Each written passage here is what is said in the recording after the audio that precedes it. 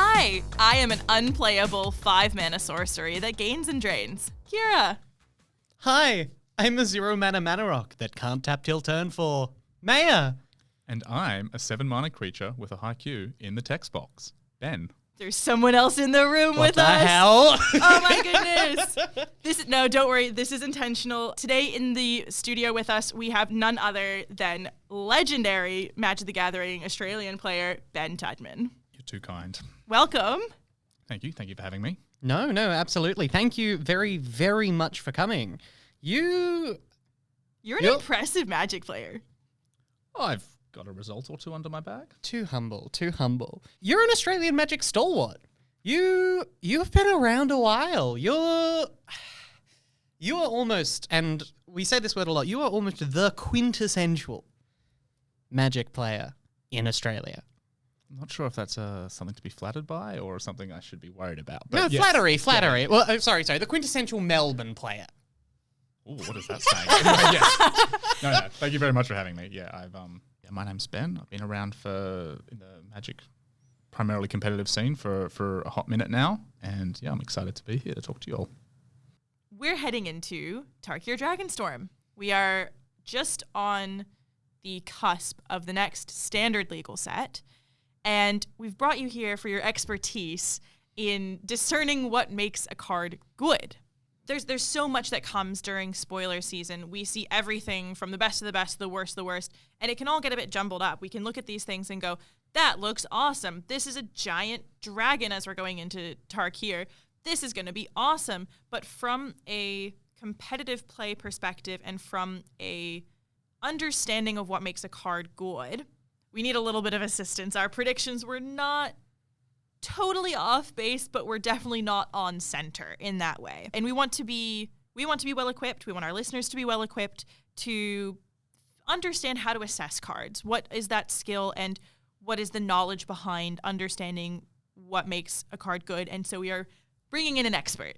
Yeah, so I guess at its core, it's worth touching on that Magic is a game about information, right? This is not a real-time strategy game. This is not an actual live physical sport where those games or sports turn into reflex tests and strength and everything else. Like, Magic is very much around decisions at every point. And so to best make those decisions, the tool that you equip yourself with is information. So the training that you do needs to be focused on sourcing that, as well as understanding what information is good, what information is bad, and then using heuristics to accelerate the process. So one of the things with predicting how cards are going to play out is theory and reality are two very different things. And you might look at a card and in the abstract and go, this card's incredibly powerful, but in the reality, when you actually get to it, you need to be flexible. We're going to talk through a bunch of cards today, but I wouldn't be surprised if I'm wrong, right? Like, and this is, I have my reasons for why I think a certain card might be good or might see play, but context can change. And this is, I guess, the first point that I've written down here to talk about is that context of a format is incredibly important. Standard will have that rotating once a year in that 3-year cycle that I'm sure you guys have talked about. At that point, the context is different because it will evolve. But for a set like Dragons of Tarkir, mid-cycle, the existing decks are unlikely to be severely shifted from where they are now. So this means that your tier 1 decks are going to stay likely tier 1, your red aggro, your domain, and your bounce decks. And so within the context of evaluating cards, you need to think about, does this card fit within one of those decks? Does this card pair up well against those decks? You then need to look at the second tier down, the kind of the best of the rest sort of stuff. And unfortunately, Otters is not in this list that I've got here. Yay. So my estimation, Roots or broadly Golgari Graveyard, Omniscience, Oculus, the mid-range pairings of Golgari and or Dimir, and then the Azorius Space Controls, and at a stretch, Convoke. And Orzhov Pixie. That's 2 shots so far. They keep coming, I promise. I'm sure we can circle back around to the Orzhov build at some point. But yeah, so when you're looking at any card and trying to evaluate any card, you need to think about what the tier 1 decks are doing well at the moment and how it'll line up strategically into those, as well as if the card that you're looking at naturally has a place within one of these kind of tier 1 or tier 2 decks. So if you have a phenomenally good card, but it's in the wrong color, or trio at this point, we're looking at the wedges, but if it doesn't have a place that would naturally sit with one of these decks, or an easy shift in the mana base for one of these decks to make it happen, unlikely to have a chance, right? Like, New decks are hard to come by the larger the card pool is, and you see this more in the Eternal formats, right? Like it's very unlikely a new deck is going to break out off one standard set. So that's the important feature. We've got one in here that could do that. I have one card I think that could be spawning its own kind of style of deck. So that is the context. And so the key cards we need to think about now are this town ain't big enough, nowhere to run, Up the Beanstalk, Atraxa, Screaming Nemesis, Monstrous Rage. And there's many others in there, and I've just given you a short list to kind of get your brain going. But so some of the features there that we're talking about are efficiency. If you're playing a 4-drop creature which doesn't do anything on ETB and it gets bounced, you have lost so much tempo. Mm-hmm. If you're playing a 4-drop creature that might have an impressive ability but has 3 power and they know where to run it, you're probably down on that speed. So these are the things you need to consider when evaluating any particular card. Keep in mind as well, Tarkir, 3 colors is tough. It's not trivial to put a 3-color expensive card in your deck and expect it to get into play at any reasonable time frame. You're going to be under life pressure early on with red base aggro decks, or you need to compete with the top end. And Domain has established itself as very efficient at that top end. So you need to be efficient, you need to be castable, and we start to really narrow the card of pools down, particularly in a set like Tarkir, which is lots of big splashy dragons. Probably eliminate almost all of them from contentions right off the bat as being standard or older format competitive cards. With that context in mind, I'm looking for things that are efficient, so 1 or 2 mana spells. I'm looking at 4 toughness very keenly, like there's a difference between 3 and 4 matters a lot in the format at the moment. Mana discounts. So one of the cards floating around is Up the Beanstalk. And so if you can cheat a card for less mana but trigger your Up the Beanstalk, you're in a pretty happy place. And then generally graveyard synergistic cards. A few of these decks are graveyard-based decks, and so there's a real potential for some of them to elevate graveyard's strategy from that tier 2 up potentially to that tier 1. Heuristics are really important for this stuff. Shortcutting card evaluations, comparing with cards that do similar things and having that additional context to help support you. So you might compare a card to, say, well, there's one that I'm going to pick on now, Tempest Hawk. So Tempest Hawk, when I first saw this card, I was like, oh, it's Squadron Hawk, but it costs 1 more mana, it's a 2/2 flyer. It wasn't until someone pointed out to me that Tempest Hawk requires a hit on your opponent for this trigger effect to go and find another Hawk before I got very, very low on this card. And so initially I was like, oh, Squadron Hawk, that's not powerful. I have a heuristic comparing that to the long term, that was a real deck back in the day. But then because I have that heuristic and I know it was fine then, but with all these additional steps and hoops to jump through, not a good card, to be very clear. And the deck back in the day being the old, very standard dominant Core Blade decks. Yes. Yeah, showing my age a little bit. And I guess then stressing that this is the ideation phase, right? Having these conversations, and I touched right on the start about this being about an information economy, talking about these cards. And like the thing is, I didn't pick up the Tempest Hawk, was on hit on my first pass because I just shortcutted to Squadron Hawk.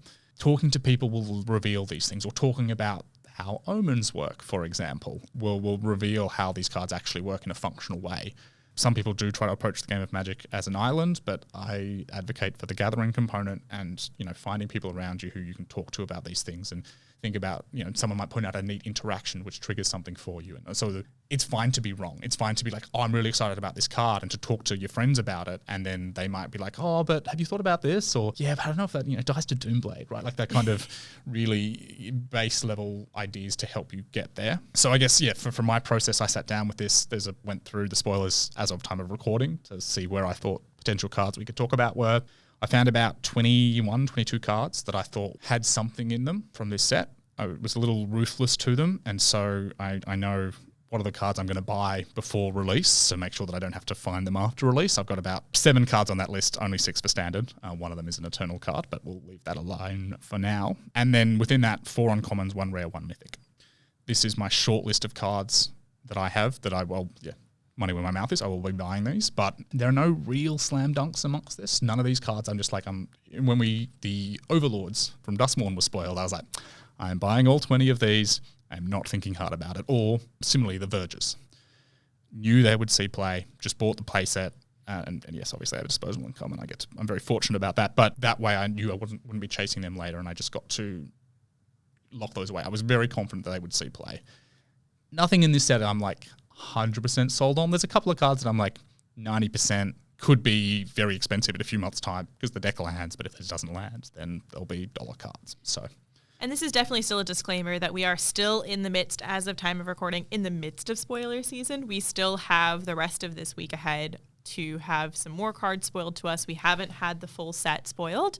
So there still could be some things hiding in the corners and the nooks and crannies, hiding in the shadows that we haven't seen yet, that are going to come out of, left field and just whack us up across the head, like stock up. I think didn't really see a lot of chatter, didn't see a ton of notice until people realized that getting to see 5 cards off of a 3-mana spell to then put 2 in your hand was a pretty good deal overall. Yeah, the heuristic there that would have been useful, and admittedly I didn't have this, would have been it's not that far from dig through time. I think you actually, Meia, called stock up the standard dig through time. I think you said that in a previous episode a while ago, because I remember you making the comparison. Yeah, I think it was last episode. I don't think that episode has come out yet. Whoops. If it hasn't come out yet, whoops. If it's already come out, then you know. but it is a good lesson on relying on the times when relying on specific heuristics is not necessarily super useful, because the heuristic when you see a 3-mana put 2 card in your hand spell is divination.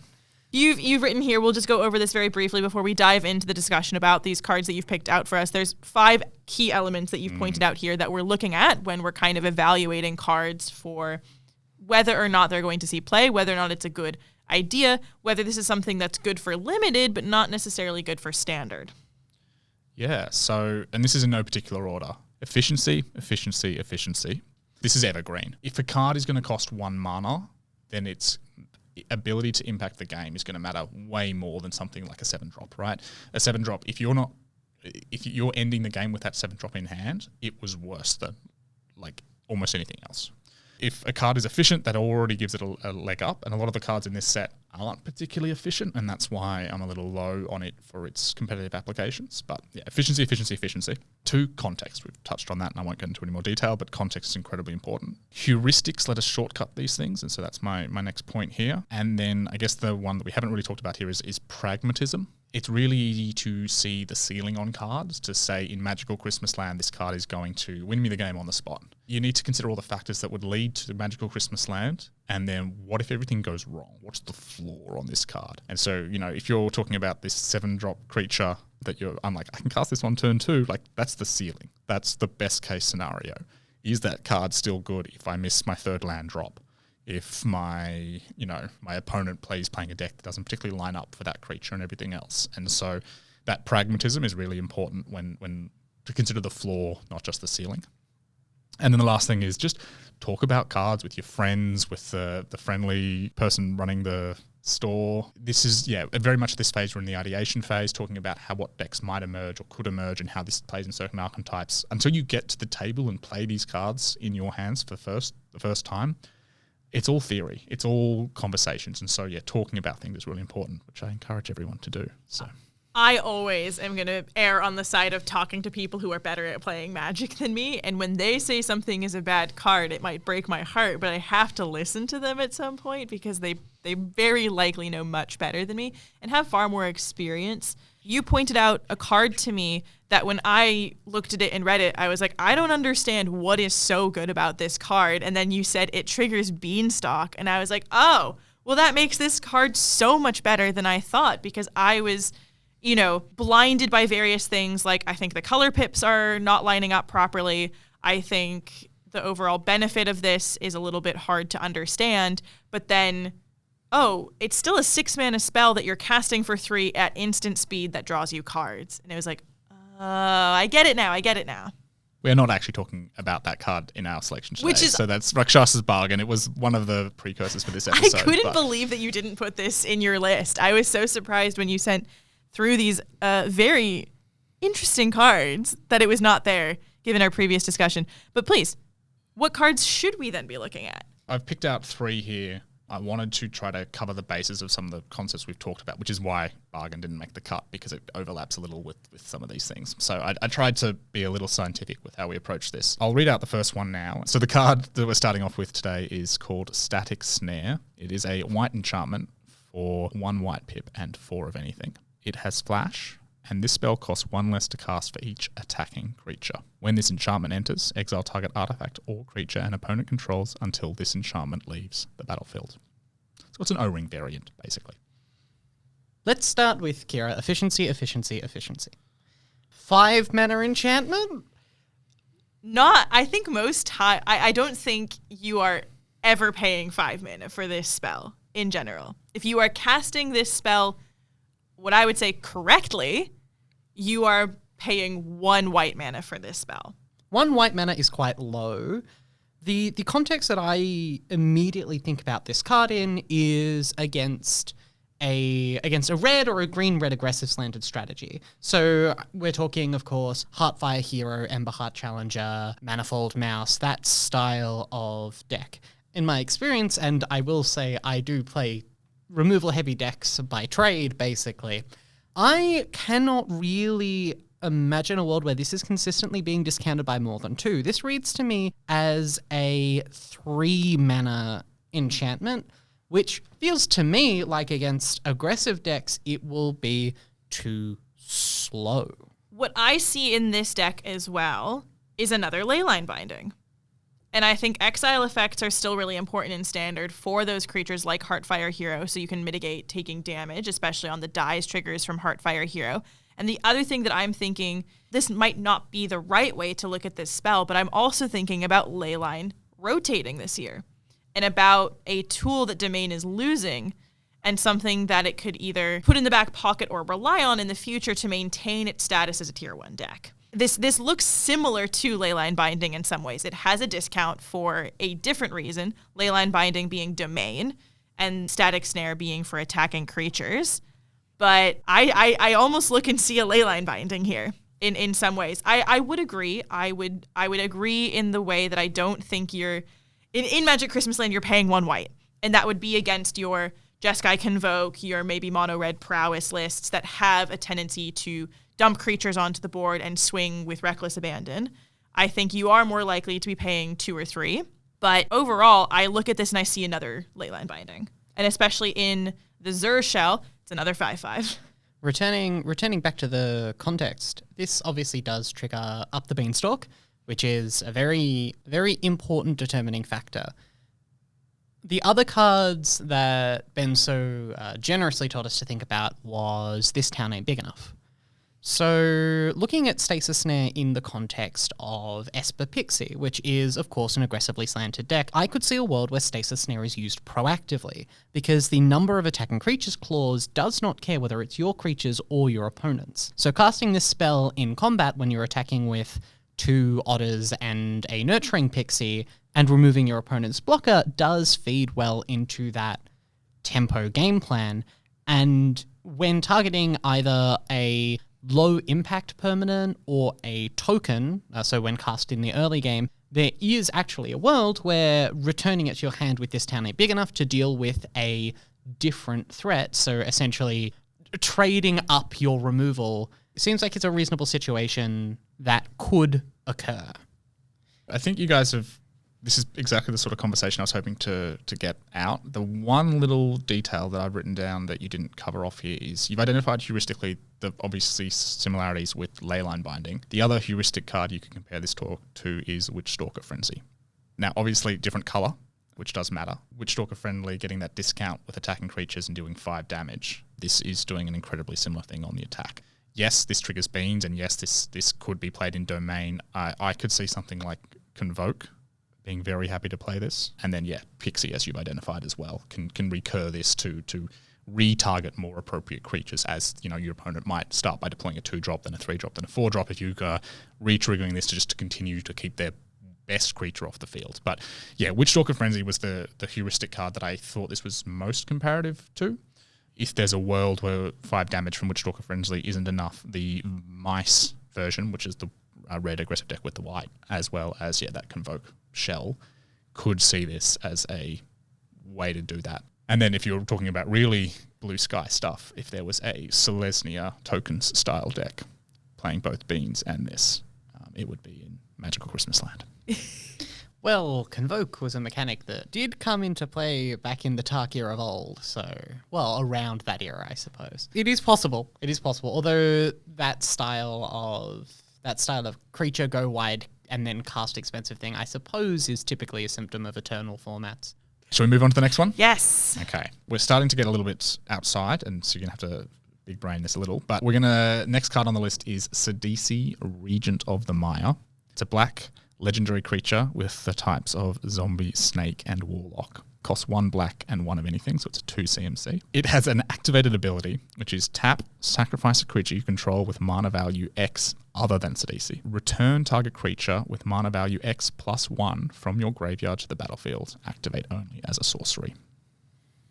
The effect that you immediately think of when you see this card is Birthing Pod, which means one of two things. Because Birthing Pod historically, and I get to pull on my, my old man overalls for a bit. Birthing Pod was played in one of two ways. It was either a combo enabler, or it allowed you to go over the top of other decks in a mid-range fashion. And the way it would do this would be with flickering siege rhinos with your restoration angels, which, be still my beating heart. But I think that's misleading with this card. I don't think that's what this card is doing because it is a reanimate effect, not a tutor effect. The home I can imagine for this is in a Golgari Graveyard deck. Something that is very much the Zevon Faust style of Up the Beanstalk and then a bunch of, 5 or 6 mana creatures that see reduction effects and then using ceded to have that greater top end through a sort of reanimate style effect. So sacrificing your 6 mana reduction creature to put an Atraxa in play. It's 2 mana, it's cheap. It does have 3 toughness, which in the context of Torch the Tower is a real concession. And nowhere to run. Yeah, and nowhere to run for sure. I don't know. I am interested to see where this goes. What do you think, Yara? Recycling bin. This is going to just recycle your creatures back and forth from graveyard to battlefield. I see something like Insidious Roots really liking this, or Dredger's Insight really liking this, to create those little plant tokens or gain you life off of Dredger's Insight. I see this as a birthing pod effect. There's a similar-ish repurposing bay right now with artifacts. Lets you recycle your artifacts up into more and more expensive artifacts. I'm curious about this card. I feel like Green-Black Graveyard is going to really like this. I had not considered, the idea of, I'll just recycle my, Huskburster Swarm into an Atraxa. Oopsie. That definitely does seem like the top end. But it's worth keeping a pragmatic eye on this because it does have to tap, which means it has to survive a turn. While it is 2 mana, it is efficient. It is a 1/3, which means it's not providing you with any other value as a creature aside from being, maybe sacrifice fodder in a red-black deck, which is not where I think this card will end up.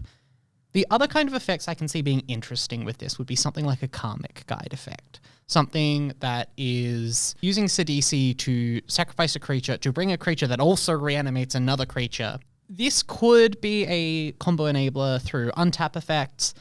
I think that is a deck that doesn't currently exist, though. 2 other little things that I would say around this that got me most interested. Pairing with Overlords. So Overlords, you can cast them cheap, and obviously it takes a while for them to tick off. But then you've paid in low investment of 2 or 3 mana to then convert that into a 6, 7, 8 drop, wherever you end up on that curve.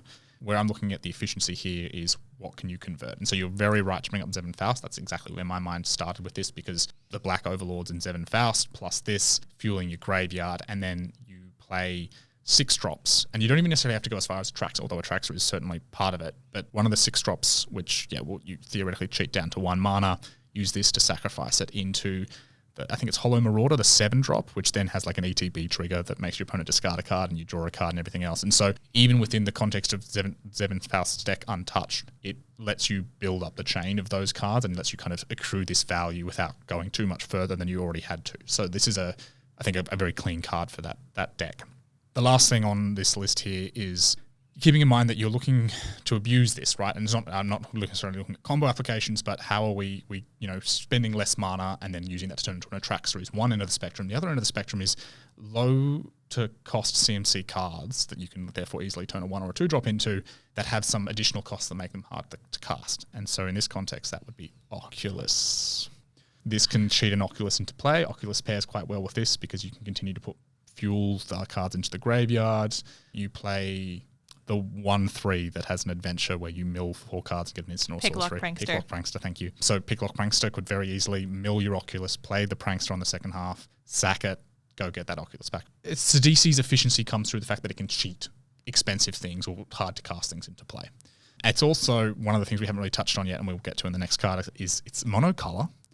A lot of the cards looking at Dragons of Tarkir, requiring 3 colors, you kind of have to work a little hard for them, but the monocolor ones are much easier. And yes, it has got 3 toughness, can be bounced and everything else, but at 2 mana, you're not too worried if their investment of mana matches your own. If they're dealing with your 2 mana card with their 2 mana card, that's fine. Equivalent exchange. All Full Metal Alchemists here. Shall we move on to the next one? Yes, please. Okay, so now we're in the really blue sky territory here. This card is, I'll read it and we can talk about it, or you guys can talk about it. It is Teval, Arbiter of Virtue, and I apologize if I'm mispronouncing that. It is a Sultai card, so 1 blue, 1 green, 1 black, and 2 of anything. It is a legendary creature with the types Spirit and Dragon. It is a 6/6 with flying and lifelink. Spells you cast have Delve, and I'll read the reminder text on that for those who weren't around when Delve was previously such an issue. Each card you exile from your graveyard while casting this spell pays for 1 colorless mana. The drawback on this card, whenever you cast a spell, you lose life equal to its mana value. So the comparison here is Omniscience, at least in my mind. This effect is essentially saying you don't have to pay mana, or you have to pay very little mana for your spells. And being a dragon, and again, this is the most blue sky thinking, when you only have to worry about individual mana pips, all of a sudden Mox Jasper gets a lot better. The losing life element of it is a real cost. There isn't an easy way to deal with it in a play this card immediately go off setting. This is obviously very good with Up the Beanstalk. Ooh, I'd argue it isn't. I'll let you keep going with that. But Spicy. I am clearly missing. I'm clearly missing cards. Judge. Yeah. 3 steps ahead is a 1 mana spell, right? 3 steps ahead is a 1 mana spell. Even if I pay more mana to activate the spree costs? Yes. So I only lose 1 life? Even if I do every mode of 3 steps ahead? Yes. Seems pretty good to me. Okay, so like, research time. Research like- time. Let's Like, Rush of Dread? the one that I've played before that I quite like is a card called Smuggler's Surprise. Oh my goodness! I love Smuggler's Surprise. In the back of my head, I enjoyed Calamity Combo a lot. I unfortunately was too poor to put the deck together back when it was really running wild, because it was running wild in the local Melbourne RC circuit for a while, and I do think it was your fault. Yeah, I do that a bit. But I think it was you that I played the very first time I saw it. And Smuggler's Surprise, for those who don't know, is a 1 mana spell with Spree. For various other effects, lets you draw 2 cards, put 2 creatures onto the battlefield. Creatures you control gain hexproof and indestructible until end of turn. It's a bonkers spell, and it was frequently combined with Calamity, Galloping Inferno, and other giant creatures like Terror of the Peaks, Vaultborn Tyrant, to then create copies with Calamity and destroy your opponent in a single turn. I was hoping that with dragons, we would be getting some yummy things to put in the Smuggler Surprise deck. But I think the interesting thing there is, like, that was typically a green-red deck, and this is no red inside. This is the black-green-blue deck. I like your thinking here. I like this a lot. Is there a kicker fireball? Burst Lightning is a kicker spell. So again, a 1 mana spell that you can dump more mana into, but with Teval, you'd only take the 1 damage from casting the spell. So the kicker on this is additional costs. So the kicker is Badum-tish. Kill me now. As Ben was saying, this is 5 mana. It is across 3 colors. It does reward you with a reasonably good body. It is a 6/6 flying lifelink, so you do have to have hard removal to deal with it. Unfortunately, hard removal is typically less than 5 mana these days. Of course, we're talking Leyline Binding, Get Lost. Go for the throat. I mean, this town ain't big enough. Not even hard removal, right? Like, can you tap out 5 Can you mana, cast this, bounce it? Joy.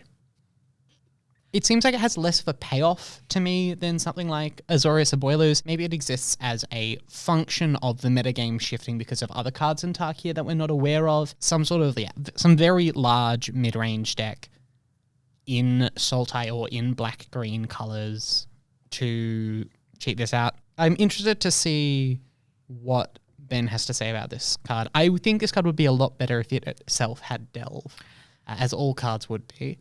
This card also would be so much better if it was one fewer color.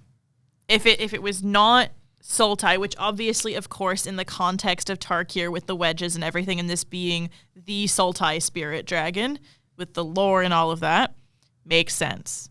But it would be better from a functional card standpoint if it was not one of those colors, because then it would much easier, because it feels like this card is missing a color that it pairs well into for some reason. Like talking about this Calamity combo, it's missing red. Talking about, Omniscience Abuelas, it's missing white. It feels like it is slightly awkwardly in between other colors that it might pair well into, given the archetypes that we're talking about. And importantly, this is not an Omniscience effect. It is limited by the number of cards in your graveyard. We're not in Modern at the moment, so getting to 7 on turn 2 is actually quite tricky. I would be interested to see where this finds a home, if at all. I won't lie, I did see these cards in the spoilers, not considering today, and I dismissed it as a commander card. All really good points. First, to the comment around Up the Beanstalk. Up the Beanstalk naturally wants you to pair with things like Leyline Binding. Spending 2 mana on Leyline Binding is very reasonable, very efficient, triggers you Up the Beanstalk. The problem is if you pay 2 mana with a Teval in play, you're still taking 6 damage. And so it kind of doesn't want to be in the Up the Beanstalk deck, because the Up the Beanstalk deck wants to play a bunch of cheap cards that trigger it. The Rakshas's Bargains, Up the Beanstalk, the Impending Overlords. So it almost is the antithesis on that. It wants you to find expensive cards that you can cheat into play somehow that you wouldn't be able to normally. And so, not that this necessarily pairs well, but there's the 8 mana Wrath in Sultai now, or whatever it is. It's one of the, I can't remember its name. It's one of the new ones. Yes, I know what you're talking they're about. paying 3 mana for that Wrath.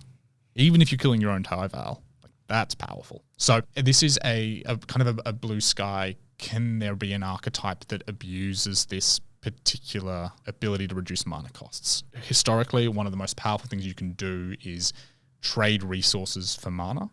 And so Delve, which is why things like Dig Through Time and Treasure Cruise were very powerful in their heyday, and even are banned in a lot of Gurmag places. Angler. Gurmag Angler is still seeing play in 7-Point Highlander, which allows vintage cards, to be clear. Phyrexian mana, typically very powerful, right? Trading your life to do it. So this sits in that realm of, if there is a good way to abuse this, then it will do phenomenally well in its ability to play some very powerful spells very quickly.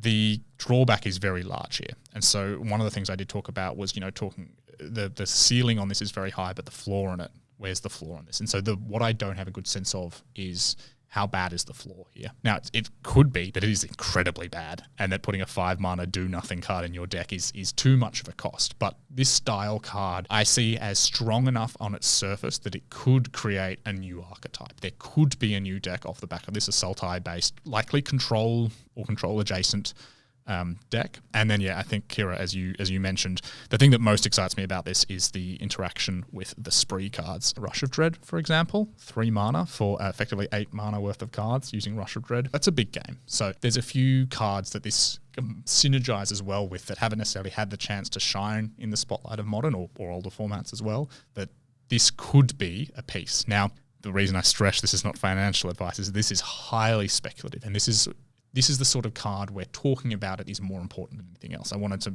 when I was picking out the 3 cards, I didn't want just to be like this one's efficient, this one's efficient, this one's efficient, because that's not interesting. This is very much a card, and cards like this, the big splashy cards that might be commander bait or they might have a place, talk to people about them. Read forums on the internet, and not as I would not necessarily encourage people to go to Reddit. People on Reddit will have random ideas that you might not have thought of. They'll have thought about rules interactions. There's Tygam does very interesting things with impending. So if you want to Google that later, listeners at home, there's an interesting interaction for you to go and find out about. But this could be an archetype creator. This style card has the potential, because of that cost reduction, because of a very historically powerful thing, and that's the heuristic I'm using here, to break open a different archetype that doesn't currently exist. Whereas these other 2 I see as fitting into existing archetypes or supplementing them or slightly tweaking the color base, whatever it is, this is one that doesn't fit in 10-user decks. It's worth noting again that the reliance on heuristics isn't necessarily perfect. Because when I looked at this card, I thought of Omniscience, which means I inherently discounted cards with additional costs, because the interaction with things that allow you to cast a card without paying its mana cost does not let you account for additional costs, things like Spree, things like Kicker, things like X spells. Importantly, Teval does, which opens up a lot of design space that cards like Omniscience otherwise wouldn't. And that's really, really interesting.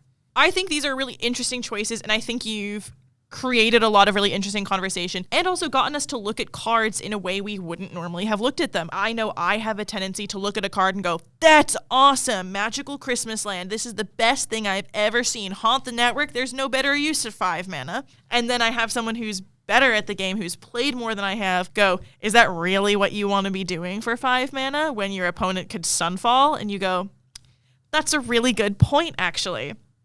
So thank you so much for joining us and for bringing these cards to us and creating, I think, some of those interesting conversation I've had around speculative cards all year. Thank you for having me. Yeah, I didn't want to just put 3 cards down, which were all kind of the same framework style thing, which is why we went a little bit off the deep end at the end there. But learning how to think critically about cards is a skill that you develop, and it's something that comes from playing a lot of Magic, testing a lot, and speaking to other people. That's not something that you really just pick up on your own.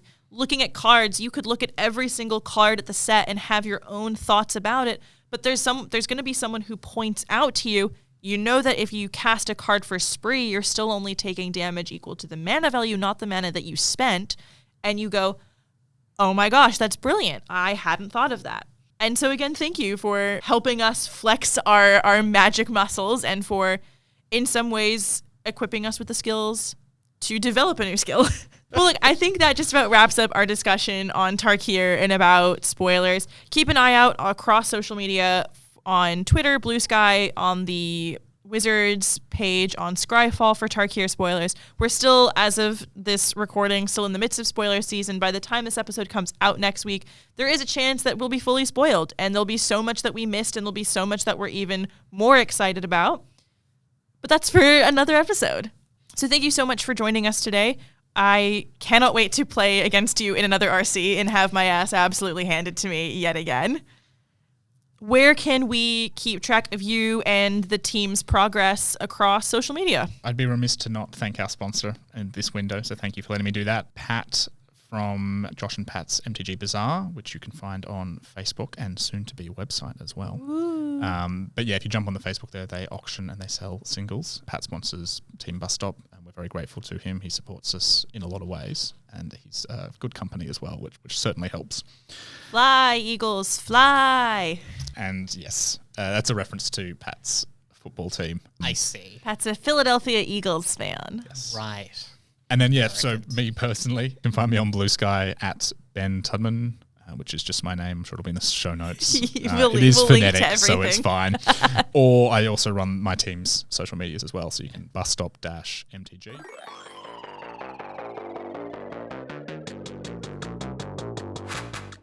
With all that said, that is all that we have for you today. We look forward to seeing you again next week. New episodes released on Mondays at 11 a.m. Australian Eastern Standard Time. Until then, you can keep track of all of our releases at Raise MTG on both Instagram and Blue Sky. You can find Kira on the same. Don't worry. We sometimes have to do these like 2 or 3 times. Where was I? Okay, yeah. Until then, you can keep track of all our releases at Raise MTG on both Instagram and Blue Sky. You can find Kira on the same platforms, kirabobira.jpg, and Meia at Meia MTG.